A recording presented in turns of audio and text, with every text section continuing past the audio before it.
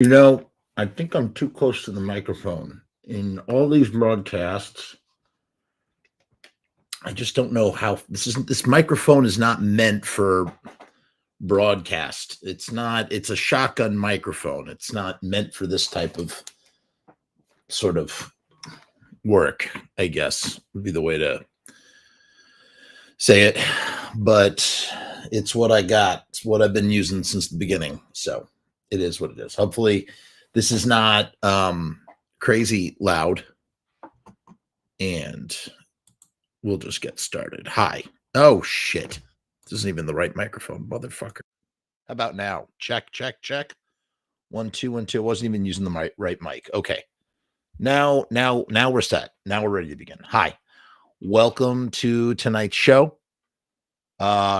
It's been a really rough few weeks for reasons. If you know why, then you understand. And if you don't know why, I'm not here to talk about it. We're not talking about that. So please do not bring it up. I do not want to discuss it. If you want my thoughts and feelings, check out my Instagram stories, because that's my outlet for that sort of thing. It's been very hard to do this 31 days of Halloween. I'm doing my best to stay the course because I want to see it through. Oh man. Not a great way to start a show, Jeff. Come on. All right. Enough.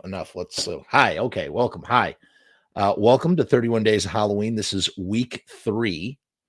We're doing a check-in. So you tell me what I'm going to tell you what I've been watching, and you tell me what you are watching. And we're just going to go movie by movie. And then when I've done all my movies, I want to hear what you've been watching. You tell me what's going on in your movie queue, and your movie watching queue. So without further ado, we're just going to dive in. The goal here is to watch as many movies as possible, right? Within 31 days of October. And right now, I mean, we're on a good track. I'm currently I think I'm at movie number 26 or 25 or 26, and it's only day 23. So that's a good sign. We've got a nice quote. We're going to definitely reach our quota. And I'll tell you, this has been a good system. Just doing it this way makes it a lot easier to move. I'm watching more movies as a result. So I think maybe next year, assuming there's a next year, of course there'll be a next year. Next year, now that we've got this down to a science, we will try and go for broke. I'm going to try and go for broke and watch as many. Again, my record is 62 movies. I'm not going to hit that this year, but maybe next year. We'll see. Life is busy. It's a lot harder. So, okay. Without further ado, let's dive into our first film, which is, I probably have to share my letterbox. Letterbox is how I catalog my movies. If you ever want to see, if you give a shit, if you ever want to see what it is that I am watching at any given time, just go to Letterbox, follow me. Link is in the description here. I'll drop it in the chat for you. If you're on Letterbox, follow me. If you want some good movie recommendations, there you go in the chat. And we're starting off with a movie. This is number 18. This is Family Dinner. So I'm going to also read the synopsis, which I haven't been doing. I'm going to start doing that. So the synopsis for Family Dinner, made in 2022, directed by Peter Hengel. Hengel, is that how you say it? This is the plot. Overweight and insecure, Simi spends Easter weekend with her famous nutritionalist aunt. The hope is that it'll help her get on a healthier track, but as the aunt's family's icy dynamics and an increasingly malevolent atmosphere leave Simi feeling uneasy, weight isn't the only thing she is about to lose. This was a cold, dark movie. Here's what I wrote. So far in this year's watch, we have discussed premises like, what are they doing with the bodies at the morgue? And is it real or not real? We can't tell. And now we have arrived at what is that mystery meat they are eating? You can smell it a mile away and you know the answer. And still, you take the journey to see how we arrive at such a conclusion. So, all throughout this family, before this family dinner is even going to commence, Simi, she's fasting with her nutritional guru aunt and her husband. And they are, yeah, there's something up. There's something up. And you could tell what's on the menu. Something's going to be on the menu. And man, in this case, it is as cold-blooded as it gets. The story focuses more on the protagonist's wants as a character than the inevitable revelation that is coming. I mean, do I really have to spell it out for you? Family dinner, hello, the revelation. I mean, it's pretty gnarly, man. And the protagonist's wants that I'm referring to are the desire to lose weight is more at the focus, and the revelation is more in the background. But when it comes, it smacks you right in the face. The movie does a great job of building to the moment and allowing us to imagine the worst of what has happened. There are two types of ways to tell a story that's really grisly and really and it's funny too, like, why am I watching this shit with everything that's happening in the world? Like, why am I watching these things? I specifically didn't watch Terrifier 2 because I was like, I know what's probably in it. I don't think I can handle that. Like, I just don't think I can handle it. And I'll tell you, I couldn't really handle the violence of family dinner. But like I said, there's two different ways that grisly stories are told. One is the incredibly graphic way, with graphic detail, showing us everything that's happening. And the other way is to imply everything. And that's the route that this movie takes. And I'm grateful for it because I think it was, it's done, it's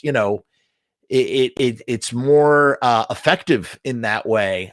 It allows us to imagine the worst of what has happened. So we see some aftermath, but we have to paint the picture in our heads. And it's a brutal picture. And it's definitely not a picture that I need in my brain at this moment.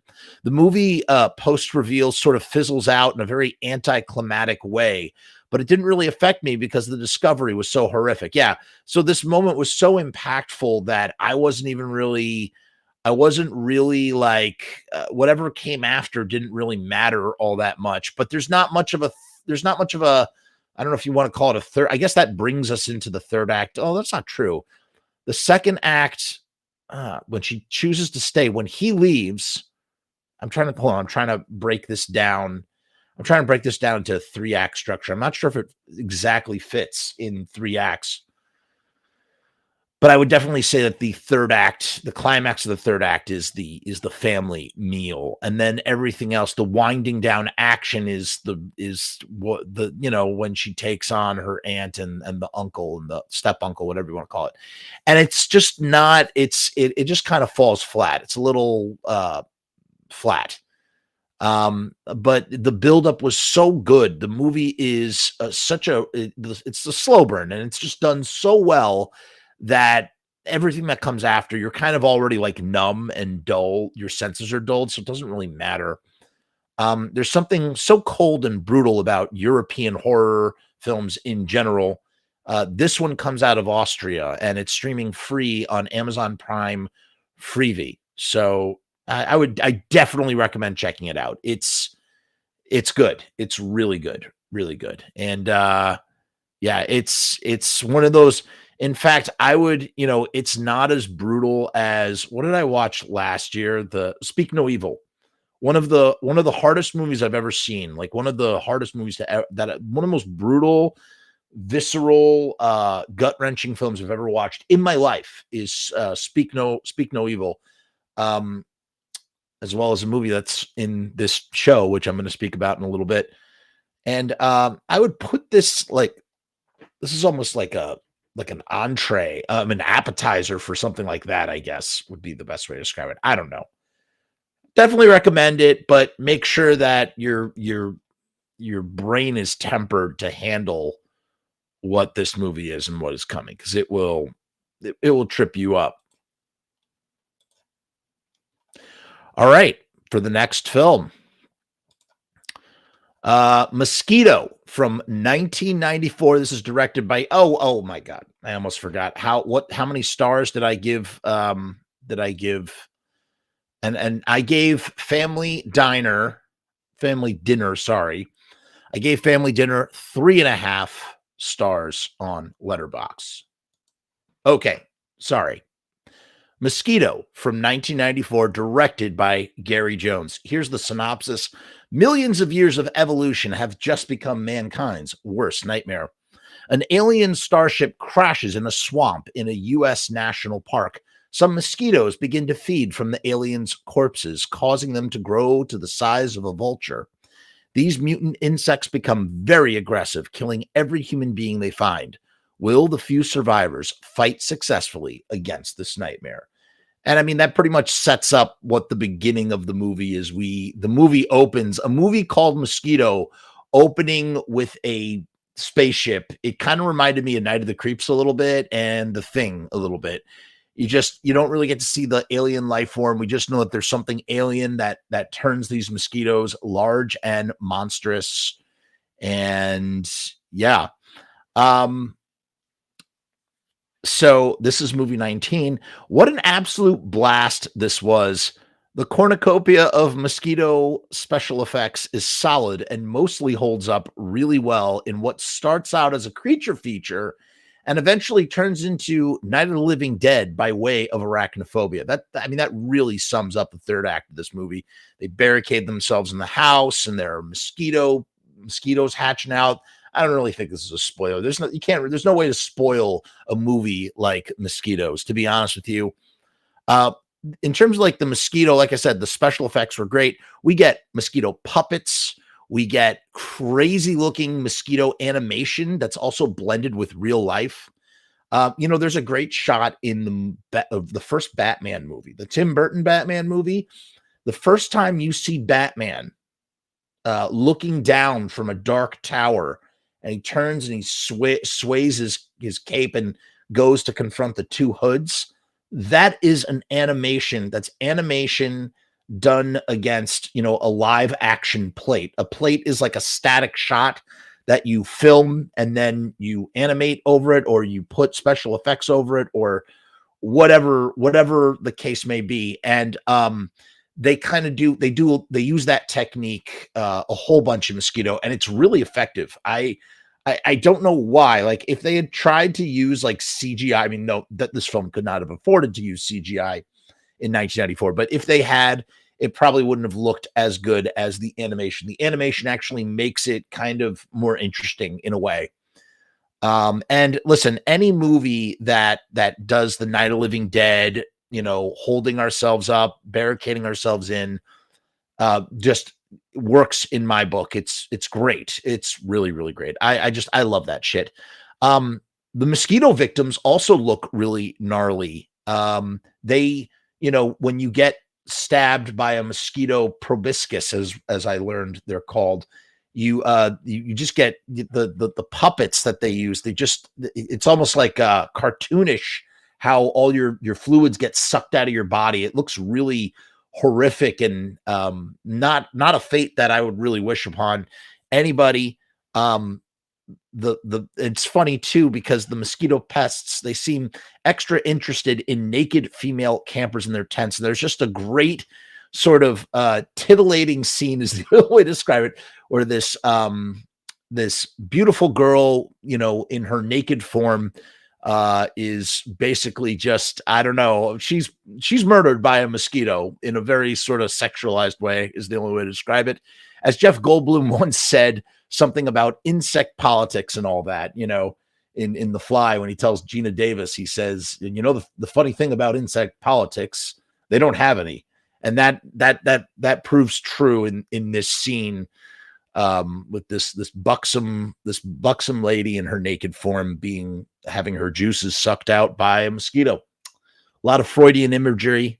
But done with a very humorous tone. Nothing really horrific about it. Kind of done in a comedic sort of tone, if you could imagine. We talked a lot about how horror and comedy are cousins, right? Something that they're like directly across from each other. So if you have something that's horrific, but it also might not be a little funny. So you get a lot of that with the mosquitoes in general, just sort of dispatching their victims in sort of funny kind of ways.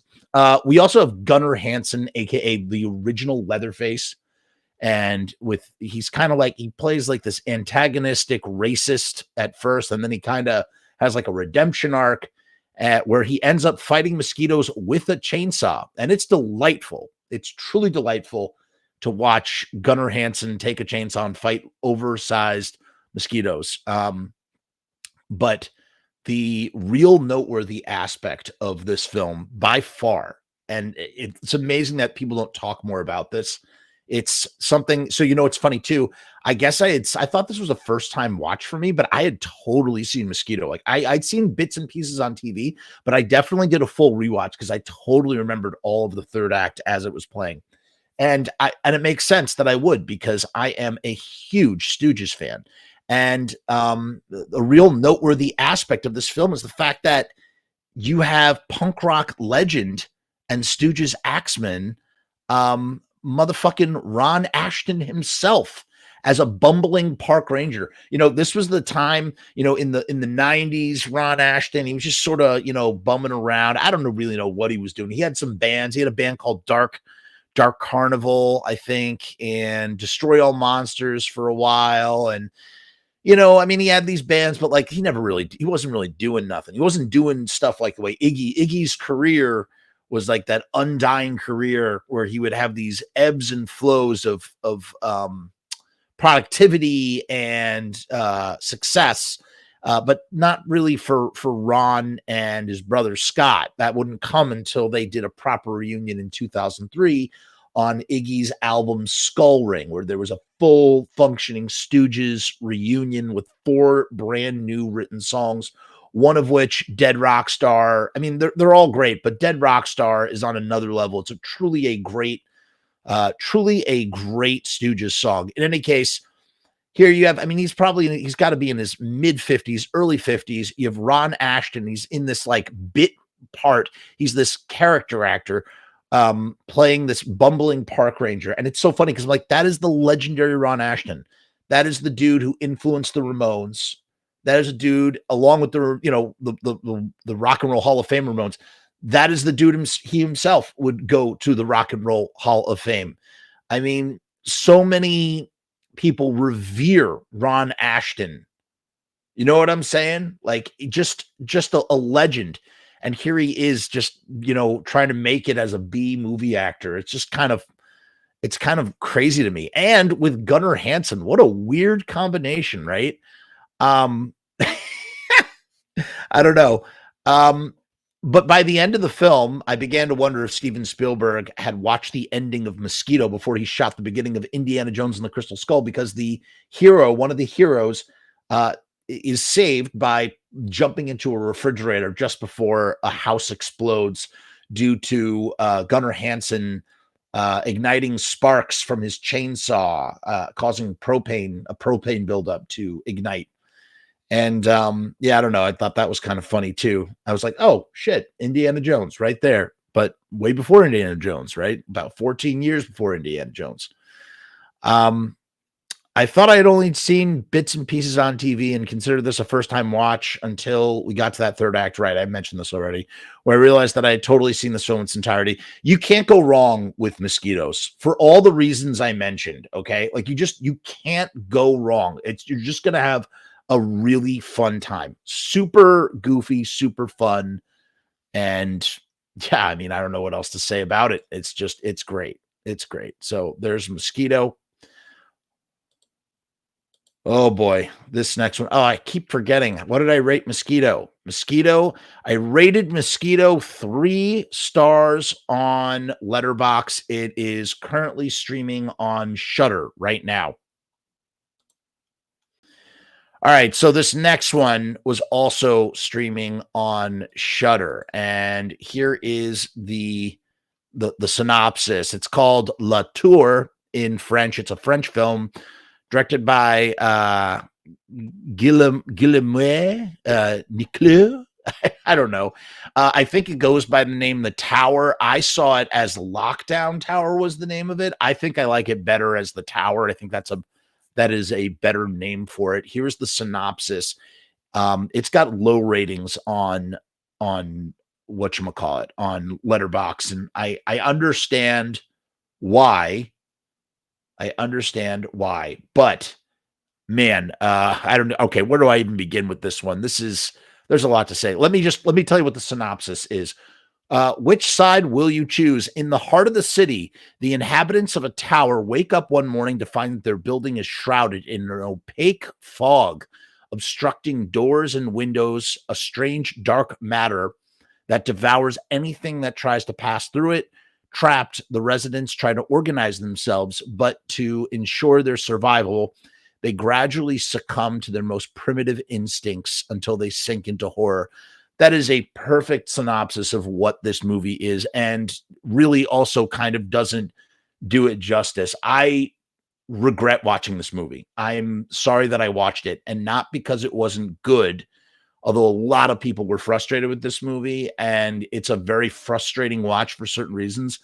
But just because, again, with all the horror in the world, to put this on, like, this is not what Halloween is supposed to be about.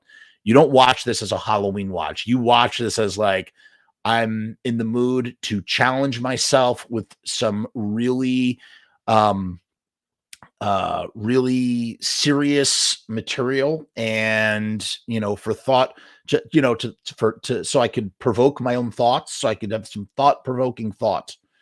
That's why you watch a movie like this, okay? And man, it talks about this opaque fog. Basically, the tower, the world ceases to exist. That's what I was reading in the comments after, and I think that's a better description of what happens. It's not that it's shrouded in a fog. It's just that the entire world vanishes, and anything that dips into the blackness is enveloped. It devours anything. So if you put your hand into the black, the darkness, whatever you want to call it, your hand is eaten off, just gone, evaporated. So anything that goes out there evaporates, basically. So these people are trapped. 150 residents are trapped in a building, and civilization just breaks down. I would actually put this in a double feature with a movie called The Divide. If you ever seen The Divide, although it's weird to think that a movie as bleak as The Divide would actually be the more uplifting film of the two. There's actually a shred of humanity in The Divide, like in the form of Michael Bihn's character is the only shred of humanity, of decency in that movie, but it's like a shred. It's enough. It's a thread to make you feel like something other than the nothingness and meaningless that you find in this film, The Tower, which I rated 3 stars on Letterbox. It's streaming on Shudder. So here's what I wrote. About it. The Tower, or Lockdown Tower, is, as it is known elsewhere, almost feels like it wasn't made by a human being, but rather some other intelligent entity seething in its contempt for what it thinks of humanity and projecting the worst kind of nihilism that existence has to offer. I know that is a really trippy thing to say, but it's so true. I don't feel like this was made by a human being. I feel like this was made by some other thing, an intelligent thing that absolutely, just as I said, seething in its contempt for humanity, like sees the absolute worst of what humanity is, and then was like, that's the story I'm going to tell. And when I say that, this offers the worst picture of humanity, I really mean it. Like, it comes in the form of some very simple things, but and the thing is, there's not really much of a plot. There's no plot. It's more you just watch things break down and devolve more and more and more. And it just, it just sort of dissipates, like civilization dissipates and breaks apart in the face of great adversity. You're either going to come together as a society or you're going to slowly devolve. And in this case, it's the latter, unfortunately. Um, the story is painted almost entirely in metaphors and might be the bleakest, darkest film I have ever seen. At least it is one of them. It makes Martyrs look like a Pixar film. Did you hear what I just said? This movie, if you know what I'm talking about, the French movie Martyrs, this makes Martyrs and Serbian film look like Pixar films. I stand by that statement. This film is so dark, man. And what are the metaphors I'm speaking of? It's just the idea that, like, the tower is obviously a metaphor for the world, and the darkness is, not just outer space, but just the unknown outside of man's understanding. Everything inside of the tower the tower has limited resources, finite resources, and man can't work together to utilize said resources in order to, survive and have a good quality of life, that sort of thing. The things that take place off screen are so terrible that I would put this in a listicle with a Serbian film or any of the others. So to mention a Serbian film again, that's right. What I just said, absolutely the truth. This, like I said, the things that happen in this movie are so terrible that you could put it right next to a Serbian film. I'm just gonna, say it. Baby eaters. That's it. That's the word I'm gonna use. Baby eaters. This just shows, it's funny how, the film shows these groups of people, they separate into gangs based on different floors, and what separates them is their race. So it's kind of like, it's interesting. It kind of is like jail. Like in jail, you are separated by your race mostly. That's like gross generalization. The white people, like, assuming, depending on the white people generally, group together. Black people group together. Spanish people group together. Everybody, groups based on their background. It just kind of devolves into that. And obviously, jail, what am I trying to say? Jail societies are their own complex organisms in and of itself.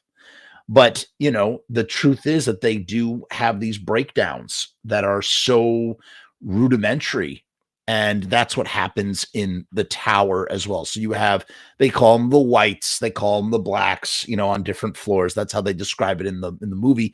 But eventually, the food becomes so scarce that they start to breed, like, people have like pet dogs and cats and cockroaches they all get turned into livestock until, I guess, they run out. And by the end of the movie, you just see a dude eating a fish bowl full of cockroaches. All of the furniture is gone. It's been burnt up and there's no more electricity.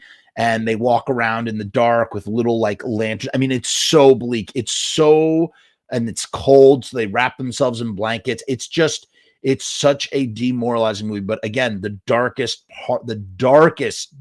moment comes in the form of these women who volunteer to get pregnant, and then they eat the babies. That's what they do. I mean, it's fucked. And, there's one scene, you see a little kid, and they don't, like, it's crazy. Like, they don't show you anything that happens to this little kid, but it's implied that, like, they let these kids grow to be toddlers and then they harvest them. That's what they do. And it's dark, man. Like, it's just so fucking dark. I can't even tell you. Like, the movie has stayed with me. Like, I don't think I could ever watch it again, but, like, it'll be a long time before I forget the movie. And like I said, they can't see past their differences to work together and pool their resources. So everything becomes rarer and rarer people trading their bodies for weed and hash.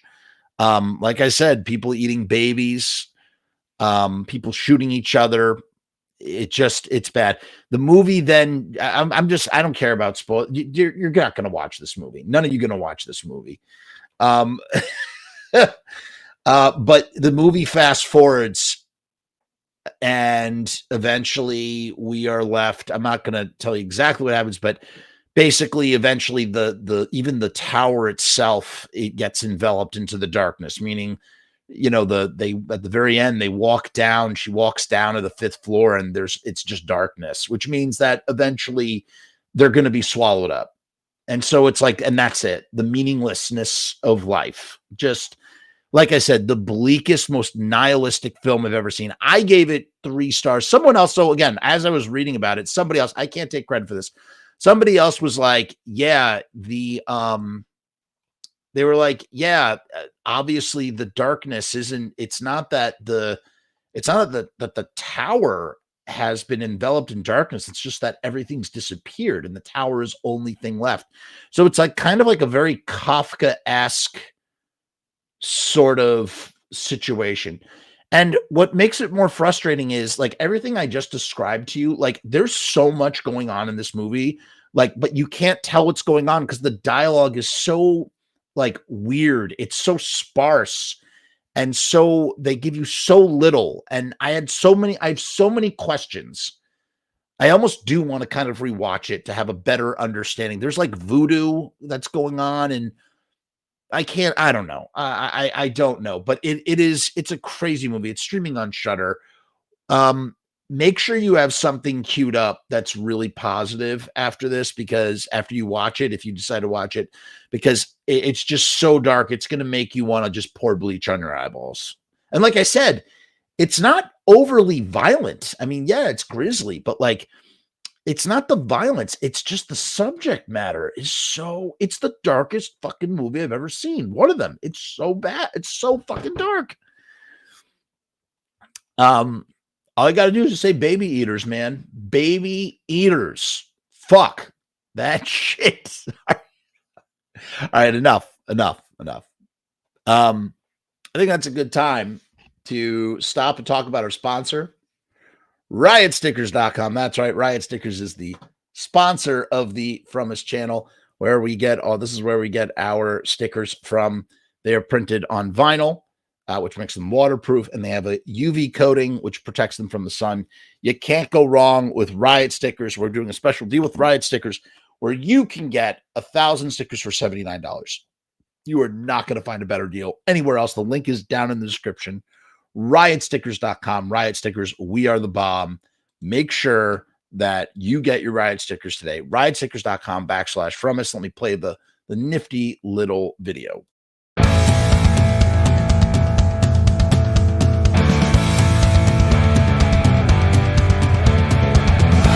make stickers, banners, and buttons too. Posters and promo cards. There's nothing we can't print for you. From stage backdrops to bass drum heads. We can print on shirts. We can print on hats.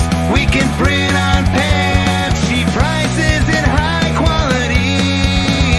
Quick turnaround times and free shipping. We also offer free artwork support. Great customer service and so much more. RiotStickers.com. Riot Stickers, we are the bomb. RiotStickers.com. Riot Stickers, we are the bomb. RiotStickers.com. Riot Stickers, we are the bomb. RiotStickers.com. Riot Stickers, we are the bomb. All right. We are back. We're doing 31 days of Halloween, and we've only made it through 3 movies. Oh my Lord.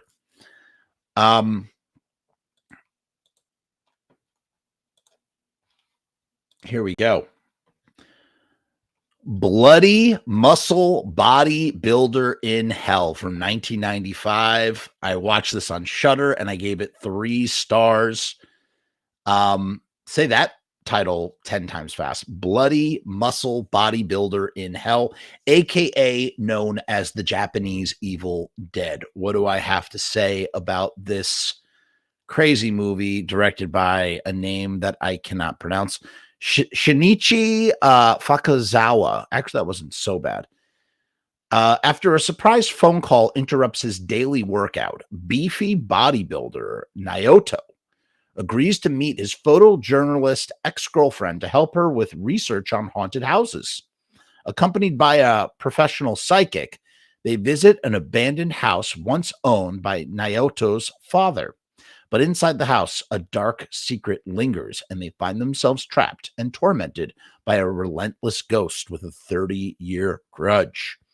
And really, it's nothing more than just a Japanese dude who just loves Evil Dead as much as the rest of us do, and was like, I'm gonna go out and make a motherfucking Evil Dead film.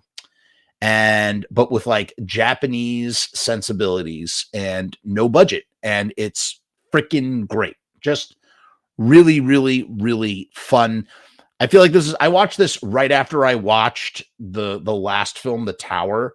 And I feel like, man, like, it was the perfect thing to follow up The Tower with, because The Tower was so brutally depressing. And that's exactly what I said right here. I said, this was a great way to follow up one of the bleakest and most depressing films I've ever seen.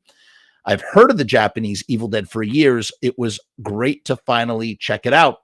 You can see all of the heart, love, and DIY filmmaking ingenuity that guided Sam Raimi and his crew with The Evil Dead in 1979 on full display with Bloody Muscle. All the action takes place in a single room, and somehow it all works. Much love and respect for this one. Yeah, I mean, the whole movie takes place in a single room, and it's just the effects are, held together with like paper clips and scotch tape, and there's like a severed head that's balanced on top of like a severed hand, and people get possessed and then they get unpossessed. I mean, it's basically just Evil Dead, but it's just, and it's got that feel to it, like that shot on video 1995 feel to it, that just, I don't know, it's really, really fun. It's a movie where you kind of, especially perhaps if you're not like interested in reading subtitles, it's a movie that you just gonna sit with like a big slice of, big pizza pie with your friends and laugh at the insanity that you are watching on screen. I will say probably its biggest selling feature is the poster. The poster is amazing, and it instantaneously sells you on it. If you go in thinking that the poster is going to look, that the movie is going to look exactly like the poster, you will be gravely mistaken. But do not let that stop you from enjoying all the insanity that ensues between, and you literally just have three actors in a room. All the time, today, micro budget filmmakers talking about like, how can I make a movie with one actor, two actors, three actors in a room? And here's an example of not only doing it, but doing it with, no money and tons of special effects. I think it's also really smart that, if you are going to make a movie that is literally an homage to a very iconic film, and you're from another country, that why not call it AKA the Japanese Evil Dead? I mean, that just says it all, right? And this one definitely delivers on that promise. You do feel like you are watching the Japanese Evil Dead. And in fact, I kind of wish that all crazy batshit, Japanese movies, there's a lot of them, a lot of great, crazy Japanese movies, that a lot of them had more Evil Dead sensibilities to them. But actually, maybe that's a really bad statement to make, because I mean, crazy Japanese movies are their own unique flavor. They don't all have to be like the Evil Dead. What am I saying? That doesn't make any sense. That's stupid. Did that make kind of like, the way Houseu is insane. It's not like I wouldn't, that's like a weird comparison. I don't know what the hell I'm saying. I don't know what I'm saying. Point being, definitely check out Bloody Muscle Bodybuilder in Hell. It's on Shudder and a bunch of other places, and you're guaranteed to just have a really great time, especially if you like crazy Japanese films the way that I do. So there's that. Oh yes, here we go. Here we go. Up next, we have Blood Diner. Blood Diner from 1987, directed by the one and only Jackie Kong and written by Dookie Flyswatter himself. That's right, the guy who fronts and the brainchild of the band Haunted Garage wrote this film under his real name, which is Michael Sonyi. I don't know how you say his real name. I call him Dookie Flyswatter. So Blood Diner started off as a direct sequel to Blood Feast 2.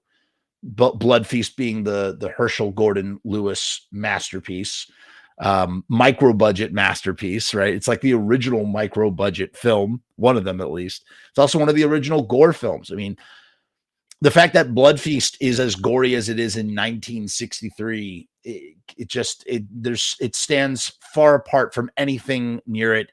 The only other films that had such graphic displays of gore would be what's it called? Eyes Without a Face in 1960, the French film, or motherfucking Jigoku, which is a Japanese salaryman picture about the afterlife. And there's some real gory stuff. And I think that even came out in Eyes Without a Face was in 1960. I think Jigoku came out in 1959. It's in color.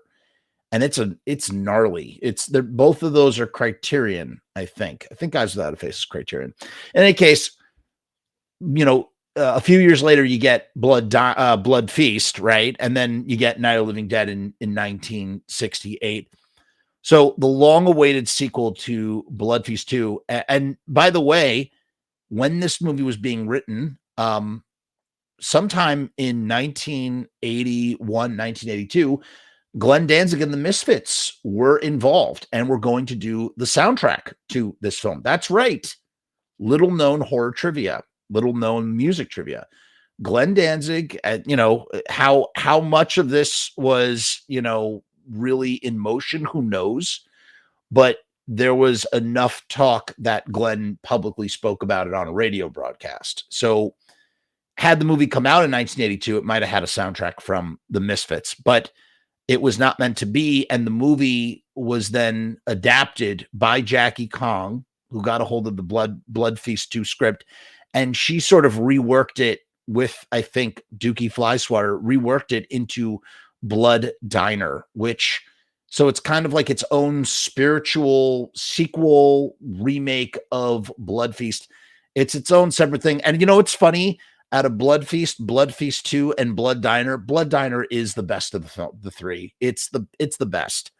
It's so great. The synopsis: first they greet you, then they eat you. Two cannibalistic brothers kill various young women to make their flesh part of a new special dish at their rundown restaurant, which is vegetarian, of course, while seeking blood sacrifices to awaken a dormant Egyptian goddess. It's not an Egyptian goddess.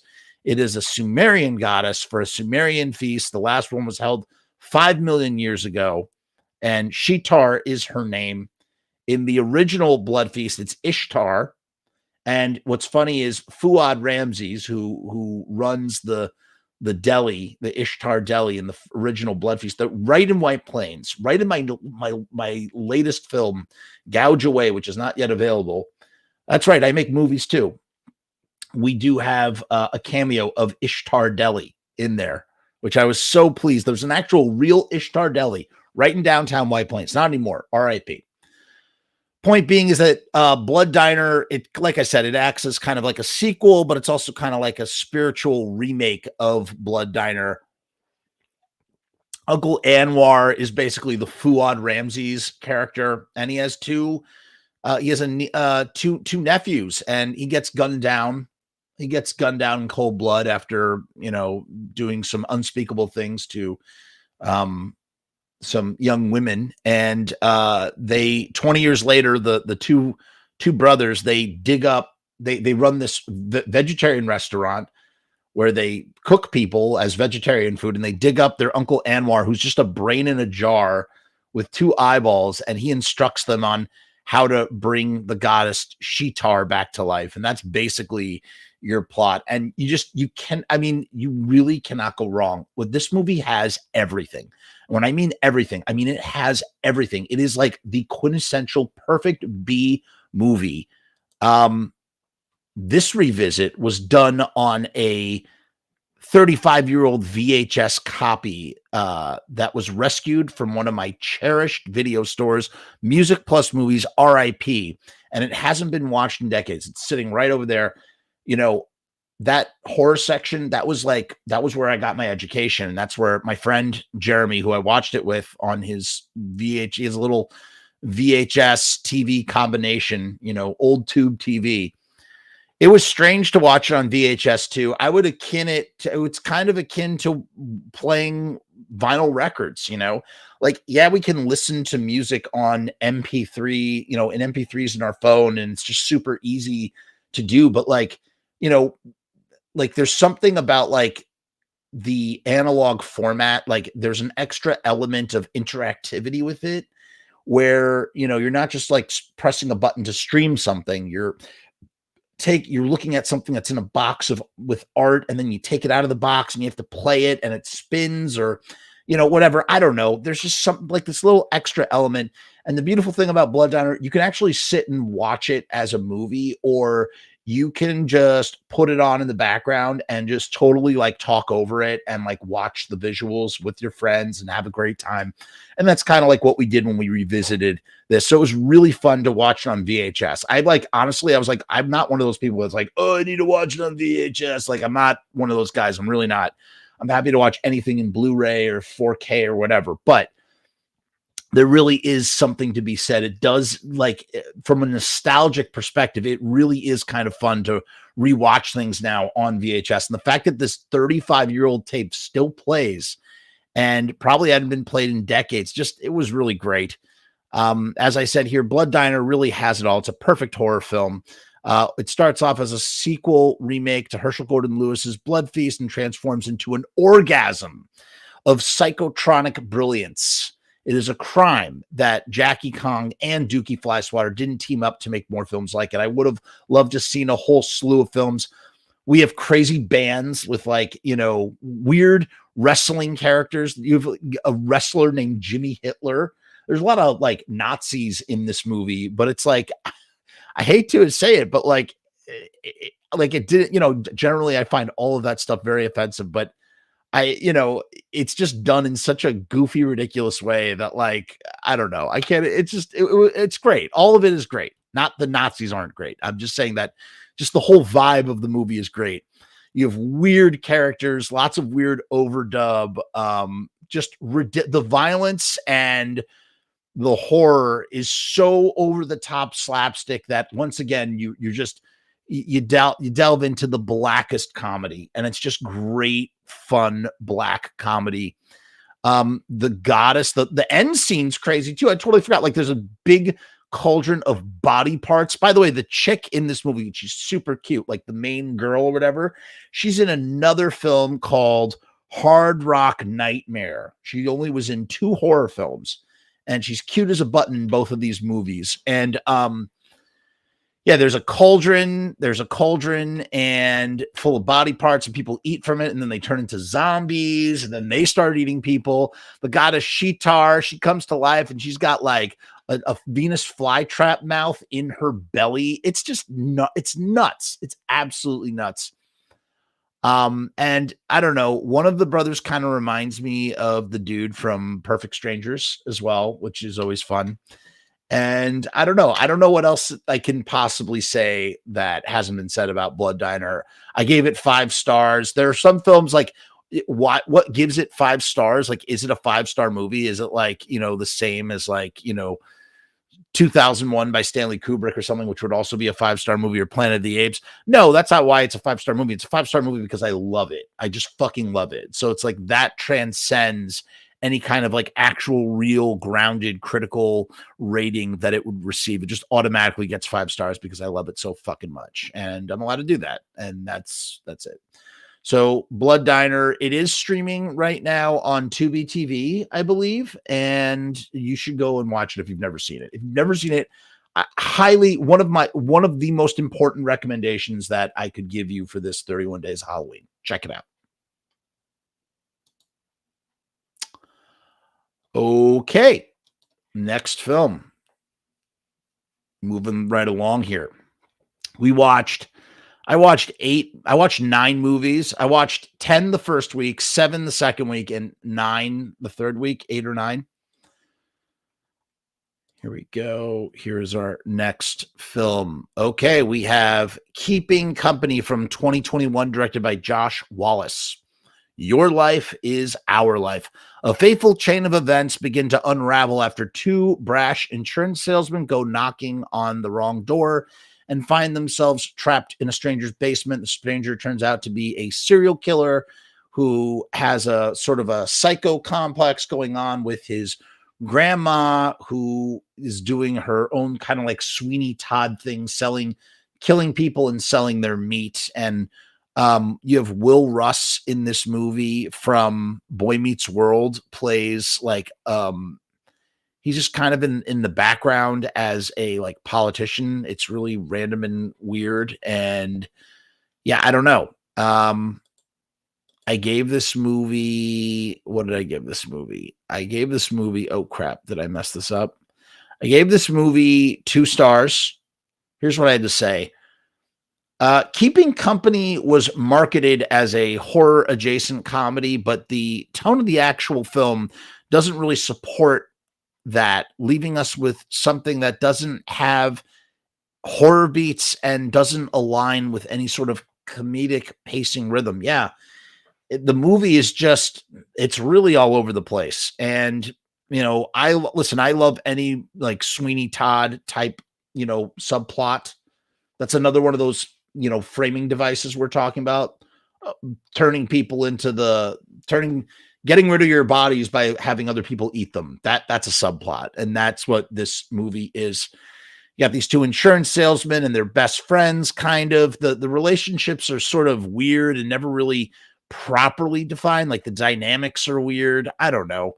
I'm okay with things that are unconventional. Like, I'm all about it. Sorry to bother you. Hell, the movies I make are unconventional and do unconventional things, but like, you have to still deliver. You have to deliver something. And I feel like this movie does not deliver on its unconvention.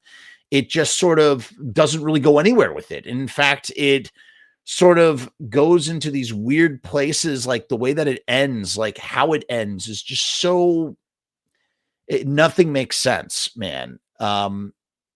So I said I'd be okay with that kind of unconvention if the story or characters drew me in and had me invested. I found myself neither liking nor hating these characters, the key ingredient being a passion that flows in one direction or the other.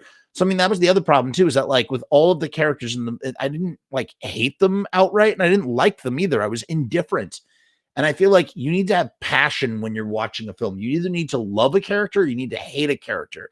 If you don't care about characters, as often is when you're watching a horror film or, some Jason sequel where like everybody is just, machete fodder, like, then it doesn't matter. It doesn't matter what happens to them. There's no stakes. I don't care. And that's kind of like what happened to me in this film. And, it had to do with the tone, and it had to do with the agency of the story. It just was slow and it didn't work. It didn't work for me personally. Instead, we are left with a very uneven story that takes what conventions it establishes and never goes anywhere with them, as well as leaves us with a weak message that doesn't align with any sort of theme. So like by the end, spoilers, the bad guy wins, but it's not like it doesn't, I don't know. It didn't make sense. Nothing made sense in this movie. I watched it on Showtime. It's on Showtime anytime if you want to check it out. Not my personal cup of tea. Like I said, I gave it 2 stars.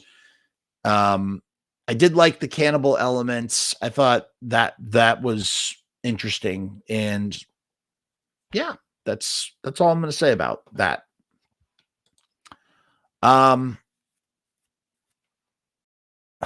Blue Monkey. Blue Monkey from 1987, directed by William Fruet. Fruet? Is that how you say it? Fruet. They breed, they hatch, they kill. Maybe it's just a phase that they're going through. So what always drew me to the poster, drew me to the film Blue Monkey was this poster, man. This poster is so crazy. Look at this thing. Oh, what did I just do? Did I just X that out? My bad.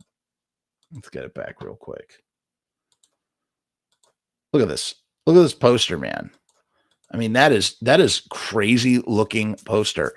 That poster, I mean, I always saw that poster. It's like, what is the Blue Monkey? What does it have to do with this guy and this weird like seaweed? Like, I always thought it was like an aquatic horror film for some reason. I thought like a blue monkey had to do with maybe sea monkeys, and it doesn't have anything to do with any of that.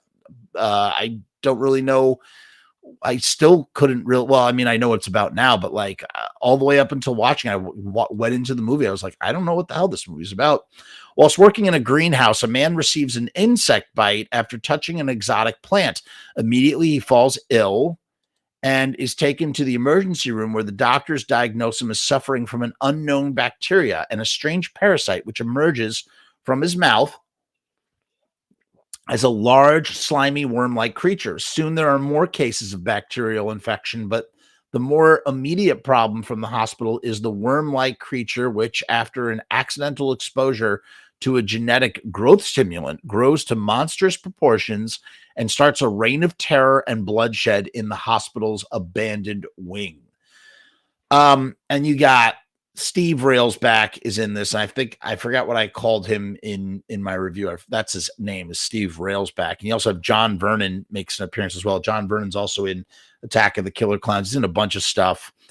And yeah, it's like, it's basically your typical 50s science sci-fi monster film gone wrong.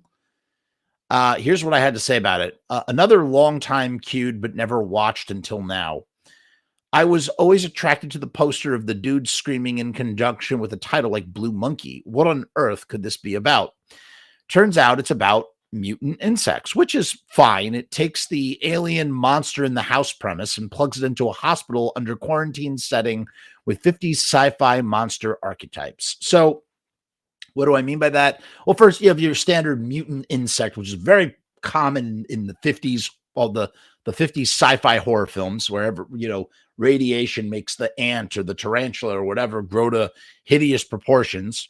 And then, you know, the premise of monster in the house. So what is monster in the house? It's basically, you know, your protagonists are trapped inside of a house with a monster and there's no escape. A great example is Alien. They're trapped in space on a spaceship with a monster. It also is a haunted house movie where there's, you know, the monster is haunting the Nostromo. In this case, it's a hospital, and instead of a xenomorph, it's mutant insects, right? And then, you know, the other thing that, and then what traps them in there is they're under quarantine, and that's what traps them in their house with the monster.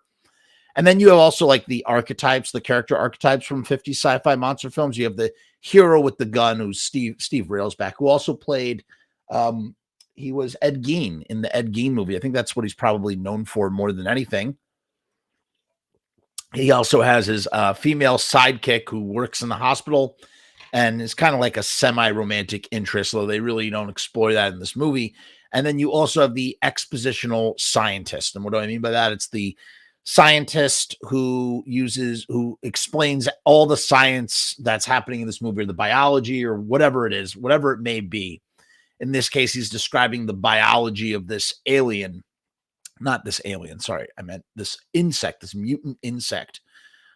There's some fun monster action, but I think what prevents Blue Monkey from having a higher profile in cult status has to do with the mutant insect monster.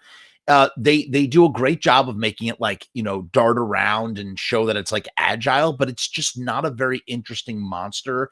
It's like The Thing, but if they only kept it to like insect parts, you know what I mean? So you kind of get like, I also got a lot of like Fly 2 vibes. There's like it's very similar to the Fly 2, although the Fly 2 monster is so much better. Eric Stoltz as the Fly is really hideous and monstrous, and you know, it's gross, but it's not scary, and it's just rather unremarkable and unworthy of a title like Blue Monkey. And the reason why they call it Blue Monkey is because these kids, you have these little kids who have leukemia in the hospital, and they sort of have this like fantasy of a blue monkey, and trying to imagine what is, terrorizing the hospital. It's the best way that I can describe it verbally for you right now. And those little kids fucking ruled. More on that in a second. Actually, not in a second. How about right now? Speaking of which, these little kids ruled, especially the main kid with the red hat. He was just a hero, man, and he was super helpful in trying to help patients escape and navigate the tunnel systems under the hospital. The movie also serves as an important reminder. Oh, I did call him. He was Steve Railsback.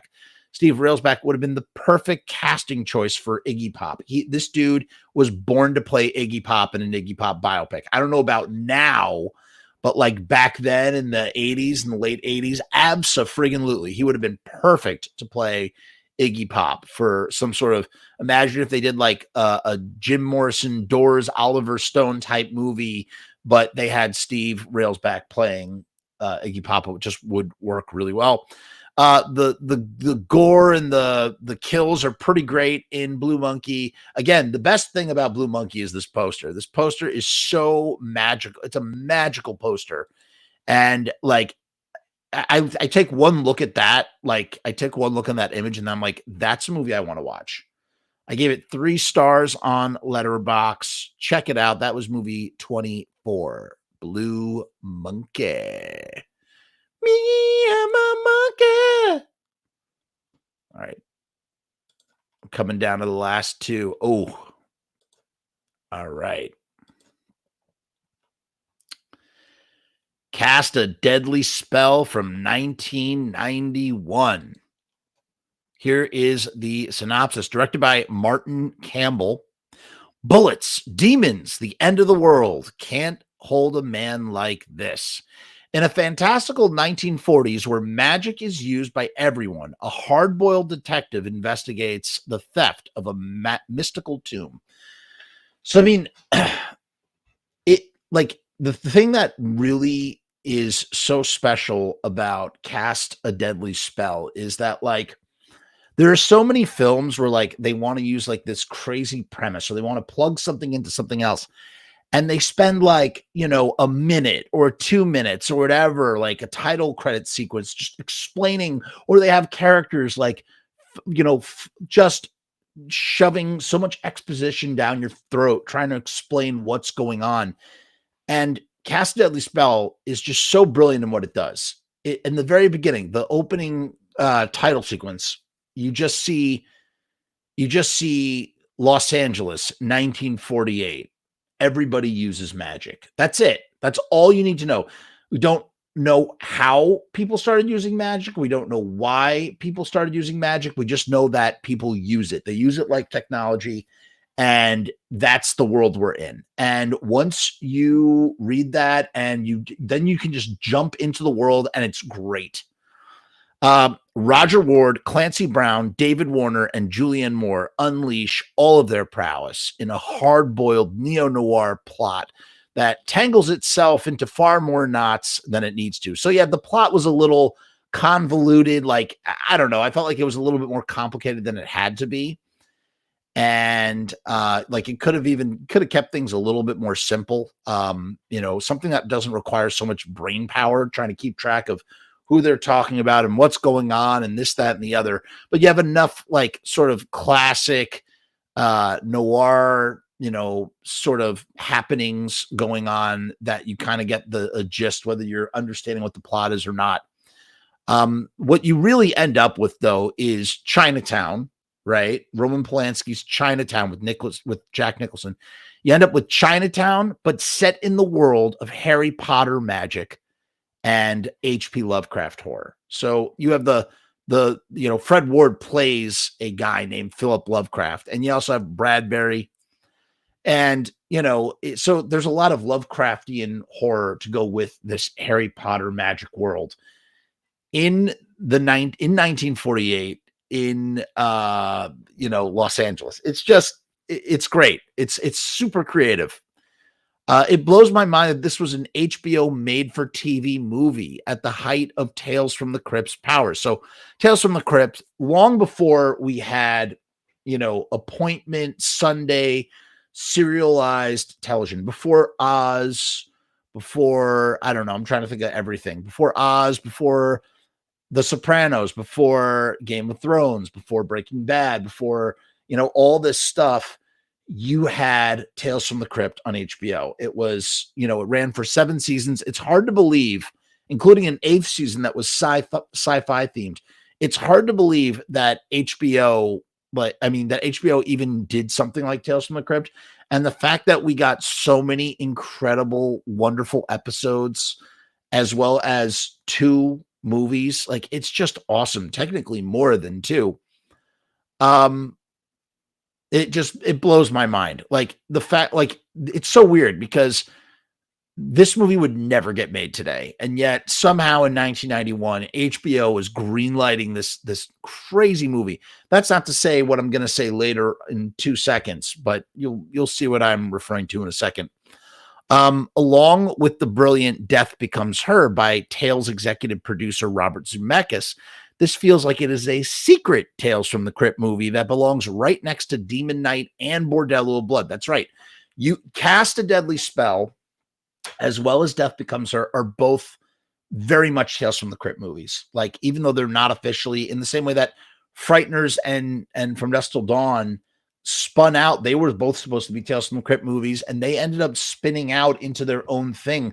They don't feel like Tales from the Crypt movies the way that Death Becomes Her and Cast a Deadly Spell do, both connected to Tales, one via the network HBO and one via Robert Zemeckis. It all kind of makes sense. You also have David Warner as the bad guy, and he's just so, anything with David Warner in it, I mean, one of the greatest character actors from the 80s and 90s, and he's still around. God bless him, man. We live in a world that doesn't have David Warner. I mean, that doesn't have Fred Ward in it anymore, but it does have David Warner. And Clancy Brown, who just never, people don't realize how great of an actor Clancy Brown is. He's in such a body of work, too. He's in Pet Sematary 2. He's in Starship Troopers. He's in so many great movies. He does the voice for Lex Luthor. He's great in this. He also plays one of the bad guys. The world building is superb, as I mentioned, established with a simple explanation. It's 1948 Los Angeles, and everyone uses magic as if it were some sort of new technology to be embraced. There's a great line in the first Thor movie that says something along the lines of Arthur C. Doyle's rule about writing in general. Any sufficiently advanced technology is indistinguishable from magic. And that's what Natalie Portman, she has this line in the first Thor movie where she's like, she says something along those lines of like, your magic is science, or science is magic. And it's just sort of this notion. I mean, it's so true. Like, everything that, somebody from the Middle Ages, if they came to us today, they would think everything is magic. Like, all of this is magic. And yet we have a scientific understanding. It kind of helps me scale my belief in certain aspects of the supernatural. Like, when you think about the idea of like, could there be a God out there? Like, absolutely. And like, if you want to explain, you could explain a God with science. I know that's a whole other discussion, but the point being is that beings with such advanced, incredible power would feel like gods. And very possibly in the same way that human beings are experimenting with life all the time in a variety of ways, that, the idea of like someone from a class 4 type civilization, that's a whole other discussion as well, that they could be gods, creating life forms like that of which we have on Earth, is entirely, possible. It's not, I'm not saying it's true. I'm saying it's possible. It's feasible. The point being is that here in Cast a Deadly Spell, it's almost the reverse of that notion where advanced technology, is magic. Sufficiently advanced technology is indistinguishable from magic. In this film, it's the reverse of that, in which magic is just simply magic, man. That's it. Like, but everybody uses it like technology. So in the same way that, like, people embrace, like, having a phone, and you have one stubborn guy that doesn't want a smartphone and he has a flip phone and he's not connected to the internet. And that's kind of like Fred Ward's character, Philip Lovecraft. He's a private eye and he just is against using magic, which is why he's hired by David Warner's character in the first place. David Warner wants him to retrieve a copy of the Necronomicon. So very seldom that we have that kind of that kind of Lovecraftian influence in movies. And man, you get so much stuff. And like I said, you got a guy named Bradbury, and there are a few other literary references peppered in. The Dunwich Room is based on the Dunwich Horror from H.P. Lovecraft. We also get stuff like blood rain. It just randomly, inexplicably rains blood.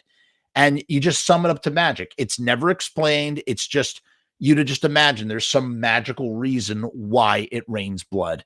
We also have crazy gargoyles that murder people, zombies that are exploited as a workforce, that you ship over from the West Indies, and they come in packages of 6 like bonbons, as said in the movie. You have this is a world that also has vampires and werewolves in it, as we see at the police precinct. There are rune hits where you write down like ancient runes and it summons demons to rip you to ribbons. There are even gremlins. And one of my favorites, most appealing to the eye, gorgeous matte paintings. So they really wanted to sort of transform 1948 LA into like this kind of mystical place. And they do a great job with all kinds of matte paintings. And we get interesting looking moons and sunsets and different colored skies. And that's all because of just matte paint work, which is just, you don't see it anymore because everything's digital now. But there's a real artistry to matte paintings. And this movie made in 1991 really takes advantage of that. It was like the dying age of the matte painting, because eventually everything turned into digital matte paintings, and digital matte paintings and matte paintings are just not the same. You could tell a matte painting is a matte painting, but it's also done in such a way where you're just sort of left in wonder of like the craft of like how they sort of extend a scene or, enhance a scene by painting these vistas or these things on glass and shrinking down via optical printing, shrinking down, like whatever, certain moving elements. You get so much good stuff. If Cast a Deadly Spell had come out 10 to 15 years later than it did, I really think it would have been a huge hit. Like on the heel right after the Harry Potter movies came out, it would have gotten its own franchise, man. Like it would have done very well in the world of like Constantine and Van Helsing, which is considered to be a flop, but really fucking fun. In fact, I think I'm going to watch it this week, Van Helsing. So we'll talk more about it. The problem was it was just a little too early to the party, man. But perhaps maybe that's also what makes it so special.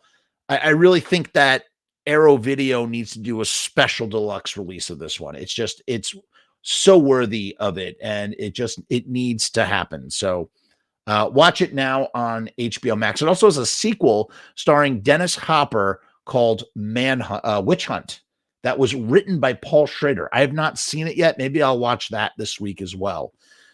So 2 movies to potentially scope out: Witch Hunt and whatchamacallit, Van Helsing.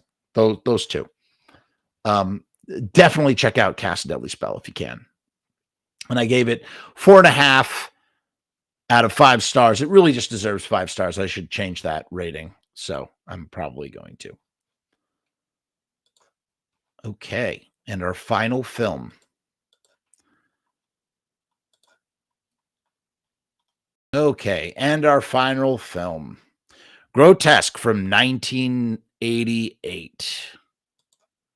Grotesque from 1988, directed by Joe Tornatore. There is a fate worse than death. A gang of crazed punkers breaks into a family's vacation home in the mountains and slaughters the entire family, except for one daughter, who gets away. As the gang pursues the girl through the snow, they slowly realize that some kind of murderous creature is chasing after them. And this movie has, well, let me read what I wrote here. This was a tough watch, and not for good reasons, unfortunately. Not like watching the Tower.